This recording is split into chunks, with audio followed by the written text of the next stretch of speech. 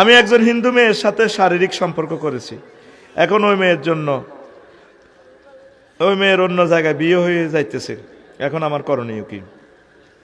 তো তুই জেনাটা করলি কে?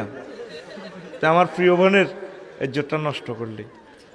তোর সাথে যেহেতু প্রেম হয়ে গেছে, প্রেম তো জায়েজ নাই, তুই তারা অফার দিতি, প্রিয় বোন মুসলমান হয়ে যাও, আমরা দুইজন ঘর বানাবো, দুনিয়াতে আমাদের একটা বাড়ি থাকবে, জান্নাতেও একটা বাড়ি থাকবে।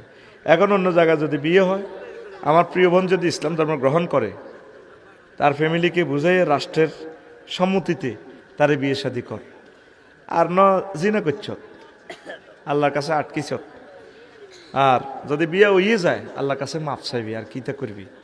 ইসলামী স্টেট কায়েম হইলে যদি ঠিকই দরা খাইতি বাইতুল মোকাররমে, তোরে ফাঁতরে ফাঁতরে তোরে উড়াই লেত। এখন কিতা করবি?